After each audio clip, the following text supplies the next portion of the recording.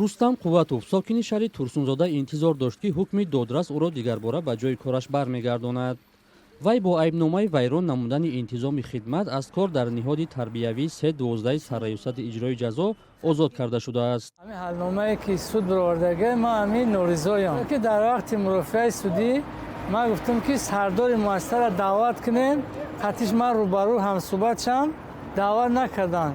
шоҳидаи асосии корро даъват накарданд. дар вақти мурофиаи судӣ бошад, прокурор гапҳои маро тамоман эътибор наметавад. мисли рустам шикоят аз қарори додрасҳо борҳо садо додааст, ҳарчанд дар додгоҳҳои кишвар бар инанд ки ҳукмҳои эълон намудаи онҳо қонунӣ ва одилонаанд. ба иттилои расмӣ соли сипаришуда додрасҳо бештар аз 150 000 парванда пешниҳоду дархостҳои идораҳои давлатиро баррасӣ карда ягон ҳукми сафед набаровардаанд. яъне аз миёни гумонзадҳо касеро бегуноҳ надонистанд. рустам мирзозода раиси додгоҳи олӣ 12 феврал дар нишасти хабарӣ шарҳ дод ки чаро чунин аст. ҳар як парванда тибқи талаботи кодекси мурофиавии ҷиноятӣ баррасӣ карда мешавад ва онҳо ҳам дар доираи ваколати худ кӯшиш мекунанд ки ба ягон хатогӣ роҳ натаҳанд. қабул нагардани ҳукми сафед судҳо баррасӣ карданд, диданд ки дар ҳақиқат дар ҳаракатҳои ҳамин шахсон яъне ки ҷиноят ҷой дорад, барои ҳукми сафед бароварда намешавад. солҳо пеш як ҳукми сафед сабаби барканорӣ ва ҳатто зиндонӣ шудан як судя ё додрас шуда буд. ба назари Бахтиёр Насруллоев, вакили мудофеъ, ҳарчанд дар қонунгузории Тоҷикистон гуфта шудааст ки додрасҳо мустақиланд, вале дар амал чунин мустақилият дида намешавад.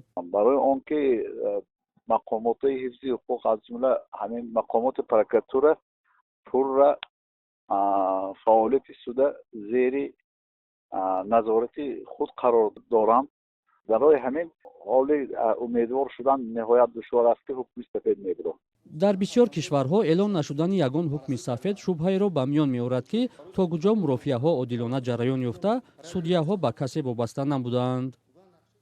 тибқи моддаи 69 Конституцияи Ҷумҳурии Тоҷикистон президенти Ҷумҳурии Тоҷикистон судяҳоро таъин менамояд. бинобар ин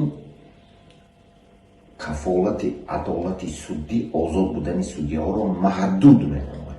аз ҳамин сабаб дар Ҷумҳурии Тоҷикистон ҳукмҳои сафедкунӣ дар амал таҷриба кам татбиқ мешавад. 7 сол пеш Комиссиони байналмилалии ҳуқуқшиносон дар гузорише гуфта буд ки додгоҳҳо дар Тоҷикистон мустақил нестанд ва беғаразона ҳукм содир намекунанд ва аз ҳукумат хост низоми додгоҳиро ислоҳ кунад. тоҷикистон солҳои 2007 то 2021 бо сармоягузории Иттиҳоди Аврупо ва созмонҳои дигари ҷаҳонӣ 4 бор барномаи ислоҳоти судии ҳуқуқиро қабул намуда, ба назари мақомоти додгоҳӣ чунин барномаҳо амалӣ шудаанд. вале бо ин вуҷуд сокиноне мисли ҳамсӯҳбати мо Рустам Қувватов кам нестанд ки аз қарорҳои додгоҳӣ норозианд ва онҳоро яктарафа мешуморанд.